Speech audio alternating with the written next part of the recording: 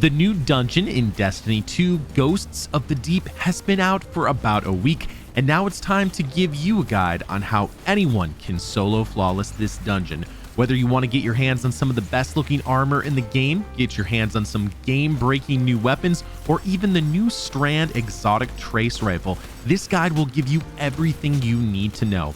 I've seen a few videos out there on how to do this, but I've noticed that they only give a few tips, or they just show the build that's been used, or they just do a straight run through with no talking without showing any of the things that made it seem so easy for them to complete. Instead, in this video, I'm going to show you the best gear to use, where to stand, and most importantly, exactly what to do. And of course, I'm going to be using it with easily acquired gear that everyone can get right now solo in the game. These are things that some of the best players in the world like ATP, Glad, Esoteric, and more do naturally, and I'm going to share those secrets with you in this video. Let's get after it and show you how to guarantee a solo flawless in Ghosts of the Deep. There is going to be a ton of information inside this video, so we need to organize it in a way that you can get your head around. We're going to start off every section with the builds and gear you should be using, followed by the solo breakdown of each section as well. Basically, it's the progression of the encounter. Following that, we'll do tips and tricks that will help you inside of each encounter to stay alive, or things that will help you out when doing damage so you can get that sweet loot. Titans have some of the best solo durability in the game right now, but Warlocks and Hunters, I didn't forget about you. Subscribe and turn on notifications so you can catch your video. But a lot of the stuff we're covering here is going to help you out. Thanks, big smooch.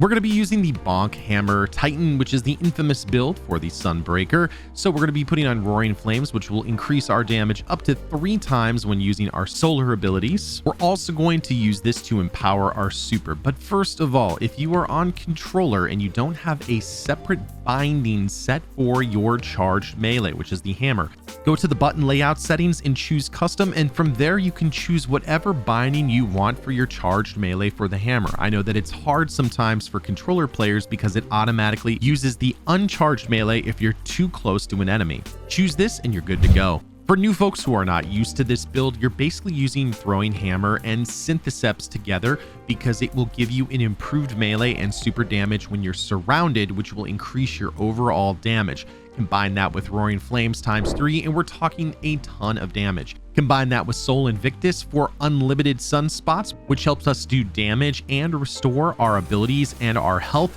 And this will be a major boon to our survivability, especially with the enemy density coming up here in the dungeon. You can see here, I am getting shot repeatedly by enemies and I am taking no damage. It is a very, very strong build. Of course, we'll want to have a healing grenade on and a towering barricade. There's going to be a reason to use towering barricade over rally. We're going to cover that later on in the video. For the fragments, together with the Throwing Hammer, it's going to be very important to use Ember of Torches, where powered melee attacks make you more radiant. If you are a solo player, you'll lose a little discipline, but it's not a huge deal. Next up, we have Ember of Empyrean, where solar weapon or ability final blows extend the duration of restoration, which basically gives us almost unlimited heals. Next up, we have an optional choice, Ember of Singeing. Your class ability recharges faster when you scorch targets. We're going to use this particularly for the final encounter, but if you want to try using something different, you certainly can. That is an optional one, but I think it's an excellent choice for the build that I'm going to be showing you. Finally, we need to have Ember of Solace, where Radiant and Restoration is going to have increased duration. That's really going to help us stay alive as well as do more damage for a longer period of time with this build. This build is going to be the thing that we use in all the encounters. I'm not going to change anything in between anything with the build in terms of our abilities. So with that, let's hop into the dungeon itself and show you what you need to do. As you log in, you're going to come up to this road here and we're going to go into the first encounter where we're breaking the Hive Ritual. First of all, there's a ton of arc damage inside of this, so we are going to need to make sure that we have arc resist on and potentially a void resist if you have an extra slot for it.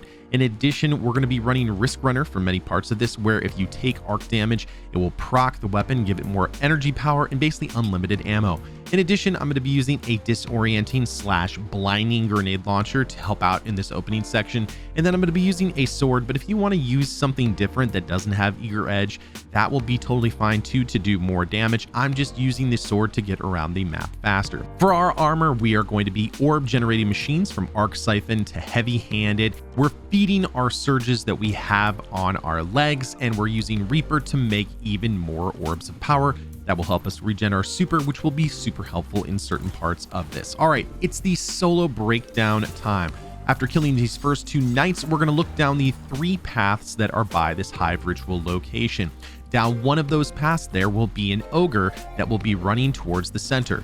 Blind it with a blinding grenade launcher, emote if you want to, and then kill it as quickly as you can. There will be a green path on the ground that you can follow. Try to follow it very literally. It aims directly where you're supposed to go, whether there's hills in the way or not.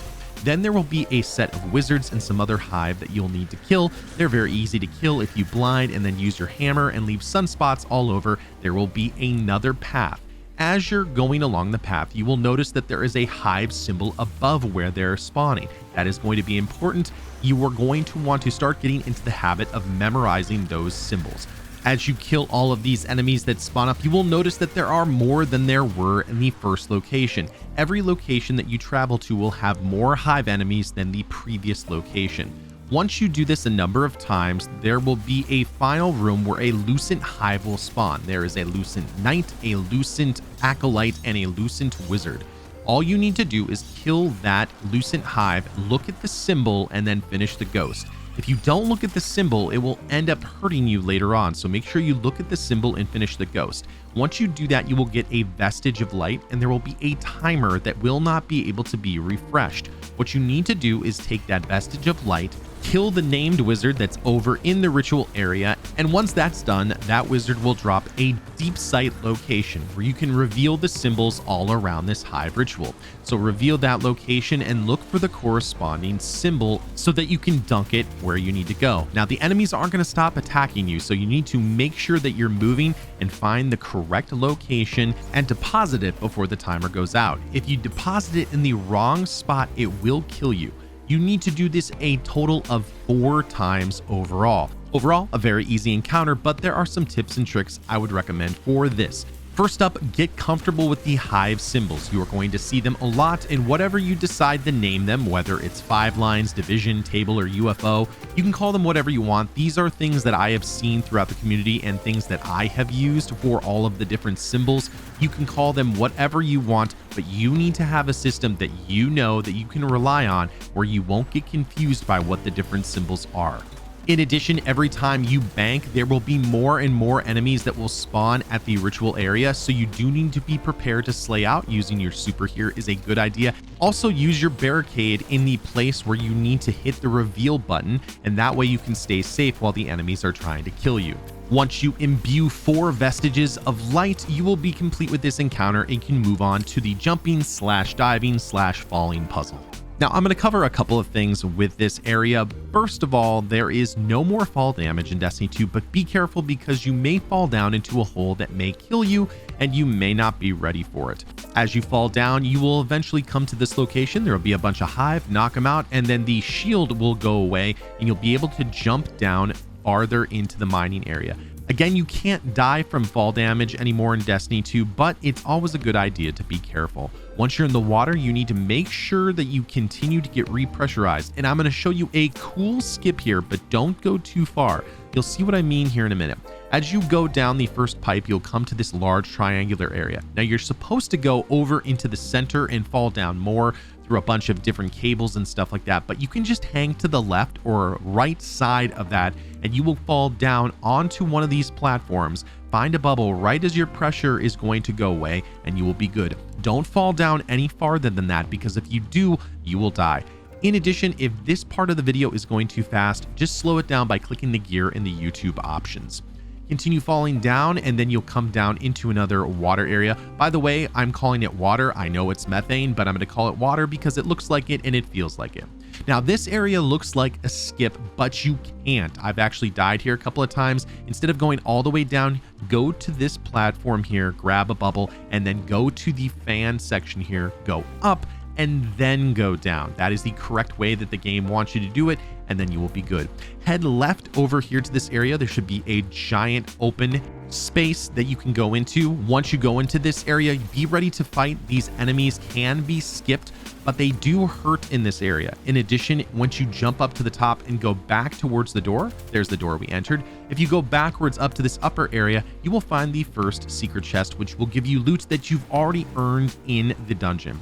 We're going to continue on through the jumping puzzle. Follow the lily pads here. Try not to jump anywhere else other than lily pads, and you'll head into this room.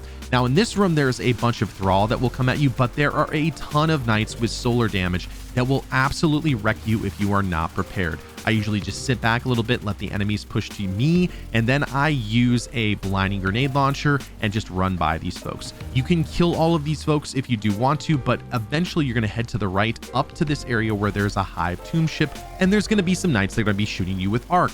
Since you have Risk Runner, go burn. You can also use your super here if you do want to, but I'm just going to hold on to it for a minute because I'm going to use it later on. Now, here in this section, I would turn to a solar weapon of some sort because there's going to be a ton of wizards that are going to try and block your path to where you need to jump. They also do the thing where they shoot out their wizard parts, and they can keep you from jumping if you are in that cloud. In addition, they do a ton of damage. So take a second, and if you're worried about jumping, there's always a good chance you can put on Lion Rampants and go further. Again, here's another area where Risk Runner goes burr because the thrall have arc inside of their hands. You can use that area to get more heavy if you so choose. Now, in this area, it's very important that you hold down your jump button to get as much height as you can as you come up through here. You'll eventually be brought up in here, and then just follow the path in the video to the next area you need to go. You'll have to fight a couple of hive enemies, nothing major, just a small jumping puzzle here. There's also going to be a shrieker you're going to need to deal to. A little shortcut is you can just turn around, jump on top of the door, and then follow the path there so you don't have to jump up all those stupid platforms. Now, when you step here, there's going to be a bunch of thrall that spawn up, but the hive shrieker, which is a named enemy, is going to be sitting there, and you can blind it, but it's just a lot easier to knock it out with some kind of a void linear fusion rifle or a sniper of your choice. Up here, this is a great spot to use your super or use your Risk Runner. A lot of enemies through here. You can clear them pretty quickly and continue to follow the jumping puzzle. As you come up to the next area, you will find a room with multiple holes. If you come over to this area where there are 2 canisters pointing forward, that is the best hole to jump into, right up there on the top. If you jump in any of the other holes, you have a very good chance of dying. You'll see what I mean in just a minute. As you go through this hole, you will notice that there is a small ramp here for you, but if you look to where the other holes are, you basically get deposited into the darkness, and so you don't want to die since this is a solo flawless run. A very easy trick that you can use to keep yourself oriented correctly. There's nothing else really major up to the next encounter. Just basically keep following the path. When you get down into the water, fall down, and you'll eventually be brought into an area with Ecthar, who is a Lucent Hive Knight that you're going to need to kill in this next encounter. So let's show you how to defeat Ecthar, the Shield of Savathun. But first things first, we have to talk about your build, and it's very important for this particular boss. Understanding how the build works is critical, and also what to do and when to do it is also critical. I'm going to be using a couple of shotguns. They do have 1-2 punch, but do note that 1-2 punch does not work with the hammer anymore ever since it was broken with Grasp of Avarice. We're mainly using tractor cannon here to debuff the boss so we can use our hammer along with Syntheseps. We're also going to make sure that we have 1 arc resist and 2 void if possible. I would have 1 arc and 1 void if you only have the option to do 2 slots, but basically use the best gear that you have. For our legs, we're going to be using triple void surge. Even though it's not going to do a ton of damage with tractor cannon, it will help out a little bit. Also, I'm not going to be using Reaper. I'm going to be using utility kickstart or time dilation. I'm not going to be using my weapons very often in this part of the dungeon. So let's move on and actually show you how the solo breakdown works. For the very first part, there's going to be a bunch of blistered hive knights that are going to be around the room. There's 3 in the area where you're going to need to deposit some things, thereby some hive statues, and once you kill all 3 of them, 1 ogre will spawn up.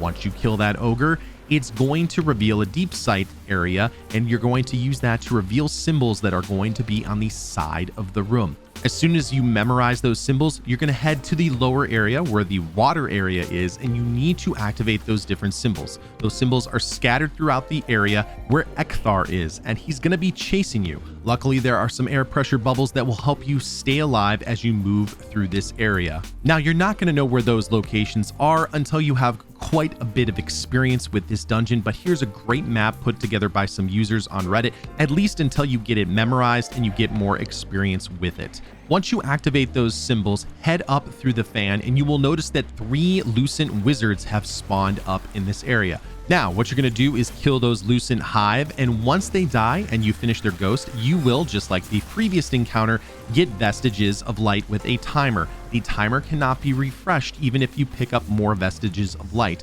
You need to take those Vestiges of Light and deposit them in the Hive statues scattered throughout the room. There are 3 total in the rear side of the room. Once you've killed the final wizard and you deposit the final Vestige of Light, it is time for damage.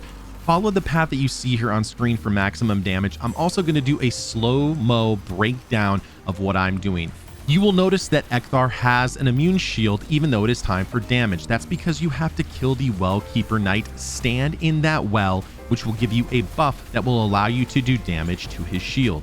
Once his shield is broken, you can go anywhere you'd like and do damage to the boss. At this point, you're going to use Tractor Cannon and your hammer while refreshing Roaring Flames and just smacking him with that hammer. It does a ton of damage as long as you have Radiant, as long as you have Roaring Flames ×3, and as long as he's debuffed by Tractor Cannon. You can see I get basically a quarter of his health, maybe even a little bit more on this particular run, and it wasn't even really that good.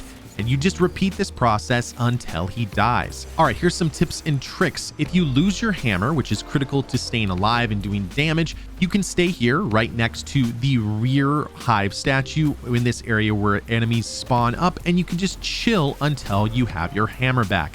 In addition, when you're down in the water, you need to change directions and elevations in the water to keep Ecthar off your tail. For some reason, he's not so good at turning corners, but he's very good in straightaways. So try not to move in a straight path every single time. Try to take rounded paths, especially getting to air bubbles to keep you alive. You may have noticed something else. When you are in the water, you get a free overshield, which will help you stay protected. If the enemies are killing you, just jump into the water for a few seconds. Make sure you grab some air bubbles to stay alive, and you can catch your breath, maybe recharge your hammer, and you're good to go.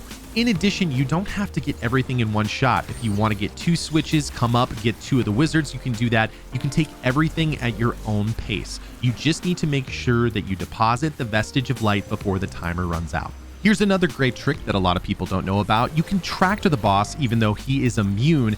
Hit the Well Keeper Knight, and as soon as you do that, he is actually debuffed. You see the yellow numbers on screen? That means that he is taking critical hit damage, which means the Tractor Cannon worked. Here's a damage phase in slow motion to give you a sense of how I do everything and get maximum damage with this build. As soon as I deposit my final Vestige, I go over, I make sure that I tractor and get the immune notification. I also make sure that I have Roaring Flames ×3 on the left-hand side of my screen. I killed a Well Keeper Knight, and then I use my super immediately to do damage while standing in the area where the well is, and then I rip his shield off. As soon as I do that, I push forward into another sunspot to continue keeping my super up because the sunspots extend that super duration. As you're coming out of your super, you need to either tractor or hit the boss with your hammer, and you need to be watching the Roaring Flames notification on your side of the screen. When you're ready, smack one of the enemies that are going to be shooting at you and re-up your Roaring Flames. At this point, you're literally just smacking the boss with your hammer, alternating maybe like 6 or 7 shots with your hammer, and then using Tractor Cannon again, re-upping Roaring Flames. Especially those enemies like to run at you a lot. It's free damage, and it's a way to extend your damage phase. If you lose your hammer at this point, switch to shotguns and do whatever you can do while you can do it while the damage phase is going, and you will be good to go to get a significant amount of his damage taken out. If you need to pop your barricade to stay alive and getting killed from different enemies, or if you need to use a healing grenade, there is nothing wrong with that. In fact, before I do damage, I make sure that I've got a healing grenade in my pocket so that if I do take really nasty damage and I'm not able to kill an enemy really quickly, I can pop my grenade before I hop into a sunspot to make sure that I am good to go.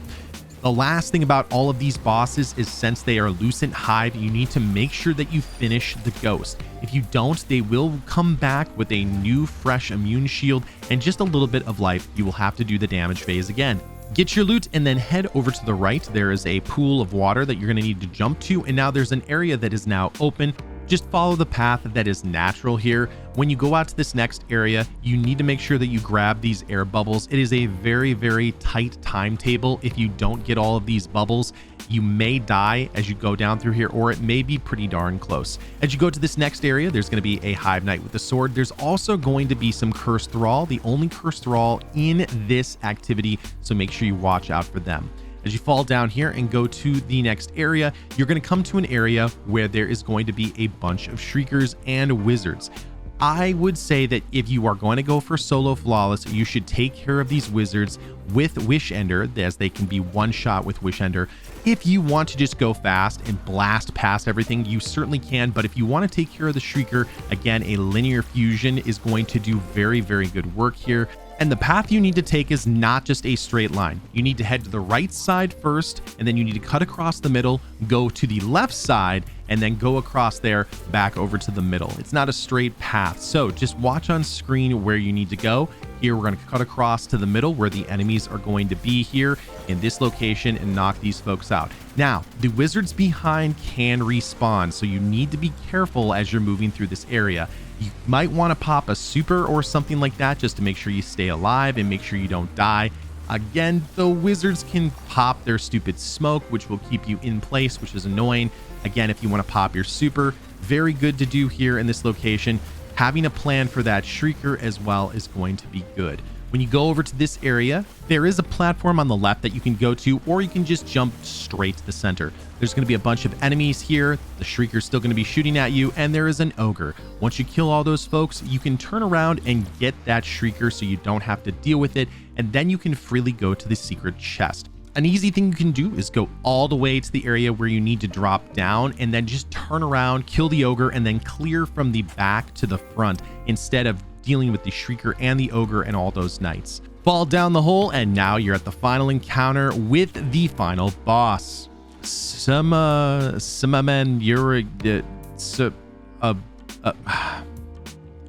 Necromancer. This boss has a ton of health. There are a number of different challenges, and many people on day one were thinking that she was obscenely hard. But the truth is if you know what's going on and how to do it, she is not that hard to kill. Let's talk about the builds and the gear, of course, getting everything started.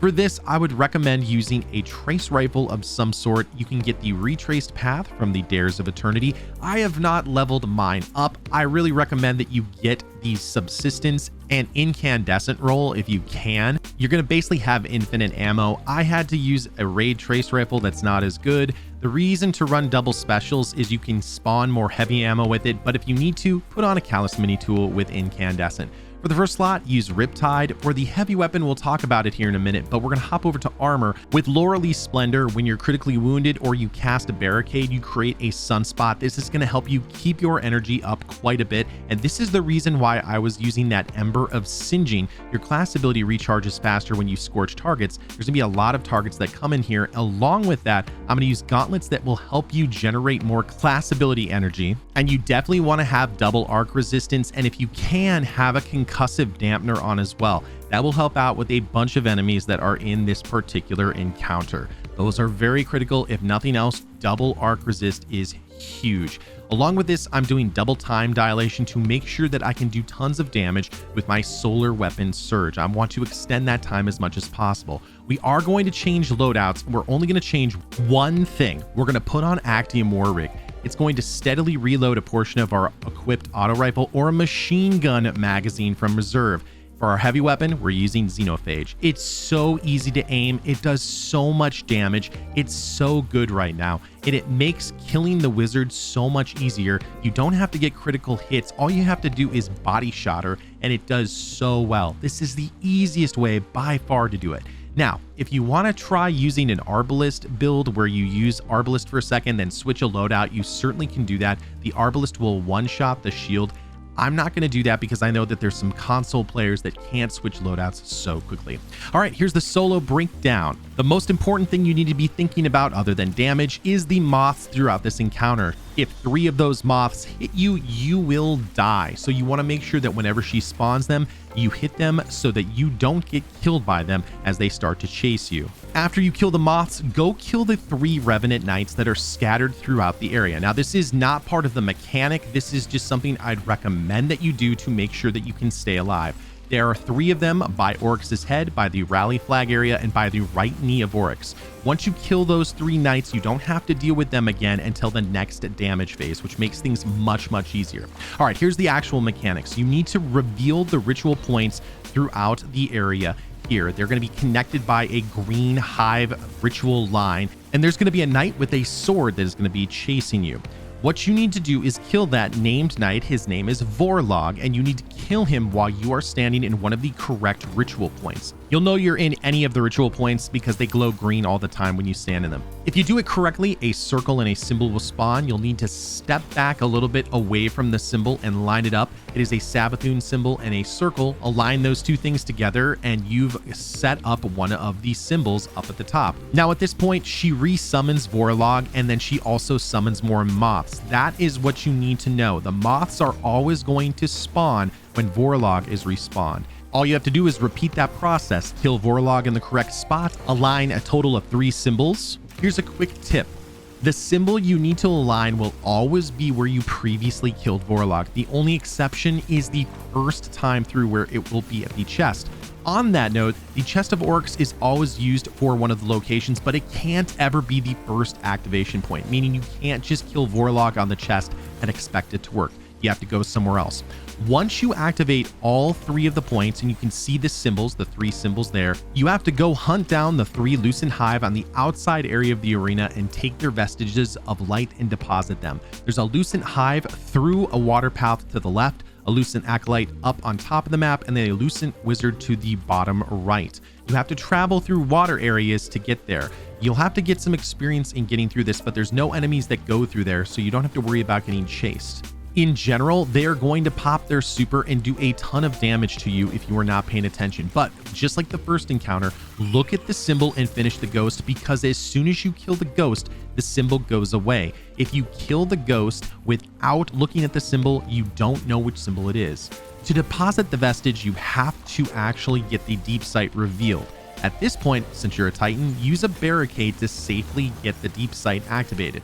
Then you need to deposit the vestige in the matching area. So I had this symbol here, I pop this up onto this spot, and we're good. We're going to repeat this for all 3 of the Lucent Hive. I kill the Lucent Hive, I look at the symbol before I finish their ghost, I memorize that symbol, kill the ghost, go deposit that symbol after getting the deep sight activated.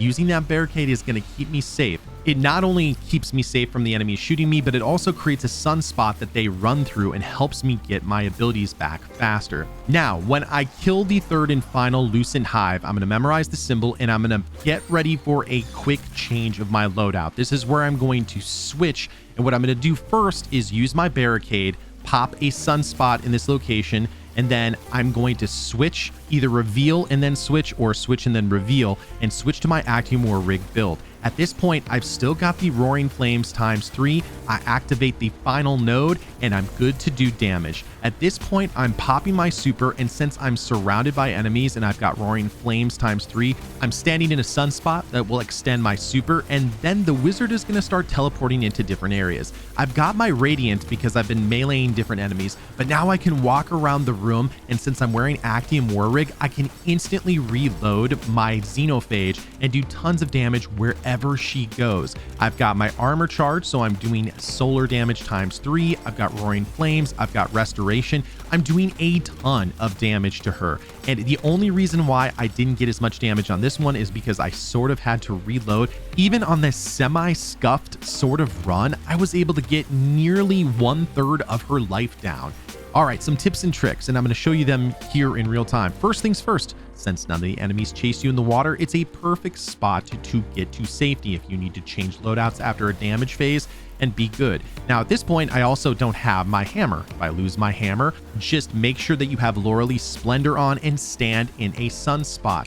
What will happen is if I'm standing in that sunspot, I'll get my hammer back faster, or I can hop into the water with restoration on and just chill for as long as I can here until I get my hammer back, and then I'm ready and back in business. Now, I've found this to be somewhat inconsistent, but if you can hit the chill clip shots on the Lucent Hive before they pop their super, sometimes it will keep them in place and keep them from using their super. It's rare, but it can happen. In addition, you want to be using smart cover here. For example, this Lucent Hive is in his super, so I'm just going to chill here and wait while he's whipping his shields around. As soon as he's low and he does not have his super anymore, I'm going to go up, freeze him, hit him with my hammer, finish his ghost, and move on to the next phase. One more tip for this encounter: since you get to see the symbols ahead of time, you get to choose where you want to do damage. You just deposit at that spot last. As a Titan, I want to have enemies around me, not necessarily for Syntheseps because I'm not wearing those right now, but because I can continue proccing Radiant and Roaring Flames to get even more damage and stand in my sunspot to be safe. Also, I can run around with my hammer if I need to reapply Radiant, get some damage on the wizard, and it's also a nice location because she generally focuses the center. As soon as that's done, don't forget the ghost. Finish that ghost and you have solo flawless the Ghosts of the Deep Dungeon. Thanks so much for watching, everybody. If you have a question, leave me it down in the comments section below or ask me it in the community Discord. The link for that is down below. If you need help with the dungeon or you have questions, come on over to twitch.tv/ManoDestra, where I do tons of PvE helps from dungeons to exotic missions, grandmasters, raids, and more. We also have a really cool community. If you'd like to join us, we'd love to have you. Also, if you found anything in this video to be useful, a subscription is greatly appreciated. It takes a ton of time to put these videos together, but I love doing it and helping people complete the challenges that they've got in this game. Good hunting, Guardians. I'll see you next time in the universe of Destiny.